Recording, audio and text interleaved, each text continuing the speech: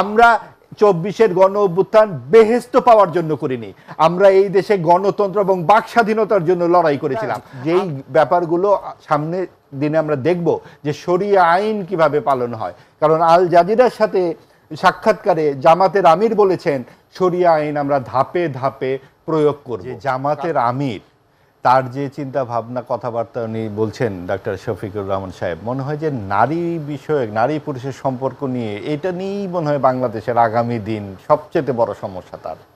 তিনি রেপের একটি নতুন সংজ্ঞা দিয়েছেন, ধর্ষণের, যে স্বামী এবং স্ত্রী ওই যে বিবাহ বহির্ভূত সম্পর্কে ডাক্তার শফিকুর রহমান বলেছেন, একদম আমার কাছে আছে ভিডিওটা, আমি পাঠিয়ে দেবো অনুষ্ঠানের পরে আপনাকে। উনি বলেছেন যদি তারা অবৈধভাবে নারী পুরুষ হয় পরস্পরের সম্পর্কে আসে, এইটাতে ধর্ষণ হয় এবং এতে উভয়েরই দায় থাকে। 2 বছরের মেয়েরা ধর্ষিত হচ্ছে, 4 বছরের মেয়েরা, 8 বছরের মেয়েরা ধর্ষিত হচ্ছে, 70 বছরের মহিলারা ধর্ষিত হচ্ছে। উনি কোন প্রেক্ষিতে এই ধরনের কথাবার্তা বলছেন? এবং উনি যে যখন বলছেন যে ম্যারিটারিয়াল রেপ বলে কিছু নেই, এই নারীবাদীরা নাকি স্বামী স্ত্রীর সম্পর্কের মধ্যে ঝামেলা বাঁধানোর জন্য এই সমস্ত কথাবার্তা বলছে, উনি নারী সংস্কার কমিশনকে এই জন্য ছুঁড়ে ফেলে দিবেন এই কথা বলেছেন। অর্থাৎ ওই যে নারী সংস্কার কমিশন, যেটা নারী সংস্কার কমিশন এইবার দেওয়া হয়েছিল এই সরকারের অন্তর্বর্তী সরকার আমলে, যে ইসলামিক দলগুলো সোহরাওয়ার্দী উদ্যানে যেভাবে অশালীন ভাষায় আক্রমণ করেছিল, তিনি কিন্তু সেই পংক্তিতেই নিজেকে যুক্ত করলেন এবং প্রায়ই তিনি নানানভাবে এই নারীদেরকে নিয়ে নানান রকম কথাবার্তা বলছেন। এবং বাংলাদেশের মূল সমস্যা কি এইটা, যেখানে 51% এই দেশের মানুষ নারী, এবং আমাদের যে অগ্রগতি, যে যাত্রা, আমরা ধরেন যে আমরা যে পাকিস্তানের সঙ্গে ছিলাম, সেই পাকিস্তানে আজকে কি অবস্থা?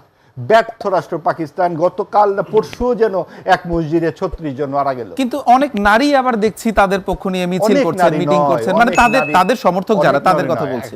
আপনি যদি এখন একটা সবুজ দল খোলেন, আপনার কিছু ভক্ত আসবে না? সেগুলোই তো এআই দিয়ে নানানভাবে আপনি ছবি তৈরি করবেন এবং তাদের কথা বলবেন। এটা তো সকলেই করবে, সব দলেরই তো সেই সদস্য আছে। এইগুলো তো প্রতিনিধিত্বশীল কোনো কথা হতে পারে না। আপনি তাদের, নারীরা যদি বলে যে হ্যাঁ আমি পুরুষের কর্তৃত্ব মেনে নিব, আমি মেনে নিয়ে আমি আমার জানি, এটা তো তাদের দলীয় ব্যাপার। কিন্তু বাংলাদেশের সংবিধান তো নারী ও নরকে সমান মর্যাদা দিয়েছে, এটা তো বাংলাদেশের সংবিধান স্বীকৃত। যে কোনো গণতান্ত্রিক রাষ্ট্রে এটা তো স্বীকৃত একটা ব্যাপার। আজকের এই বাস্তবতায় আমরা যদি এই 200 বছর পেছনে ফেরত যেতে চাই, যে নারীর ভোটাধিকার থাকবে কিনা, নারী কোন আসনে যাবে, নারী প্রধানমন্ত্রী হতে পারবে না ইত্যাদি, এই ব্যাপারগুলোকে আমরা কেন সামনে নিয়ে আসছি?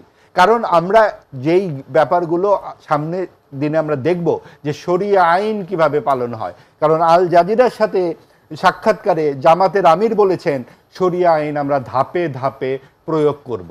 কারণ এই যেই প্রচলিত আইন সেটা মাদকের মতো, সেটা একবারে সরিয়ে আনা যাবে না, আমরা ধাপে ধাপে। এই যে আসল কিন্তু জনগণ যদি ভোটের মাধ্যমে সেটি চায়, সেই ক্ষেত্রে কি আপত্তি থাকতে পারে? জনগণ ভোটের মাধ্যমে যাবে কিভাবে, সেইটারই তো প্রক্রিয়া, এতবারই কথা। আপনার জনগণের একটি অংশকে তো ভোটের মধ্যেই আপনি দিতে চাচ্ছেন না। এবং জনগণকে যেভাবে আপনি যদি একটা বিশ্ববিদ্যালয়ে এমন নিয়ম করেন যে 30 পেলেও আপনি ভর্তি হওয়ার সুযোগ পাবেন, আবার 70 পেলেও পাবেন না, অর্থাৎ আপনি ইঞ্জিনিয়ারিংগুলো এমনভাবে করেন সেইখানে আপনি এমন ছাত্র ভর্তি করবেন যে 30 পাওয়া ছাত্র ভর্তি করে গিয়ে সেখানে ভোট দিচ্ছেন। আমি কি বলতে চাচ্ছি আশা করি বুঝতে পারছেন।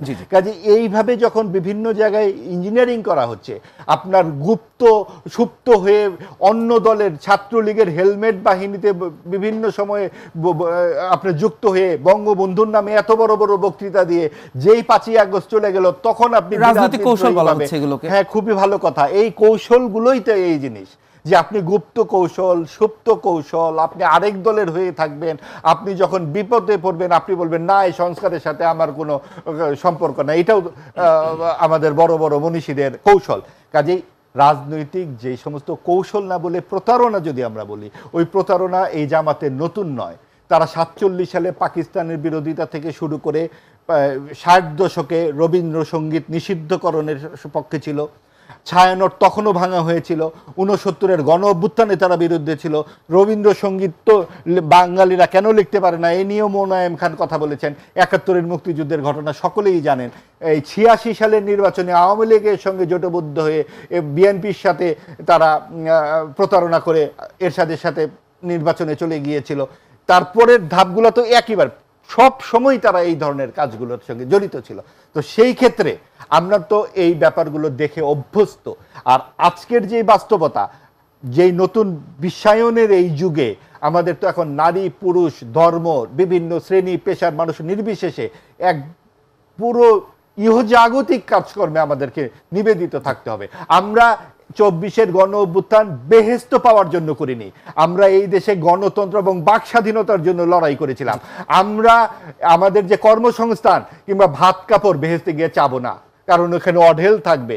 কাজে এইখানেই এই দরিদ্র দেশটিতেই আমরা এই চাই, এবং এখানেই আমাদের যা বিধি বন্টন করার বিলি বন্টন করার সরকারের দায়িত্ব। সেই পথরেখা সেই পথরেখার জন্য আমাদের ইহজাগতিক সেটি আমরা আপনার কাছে জানবো। তার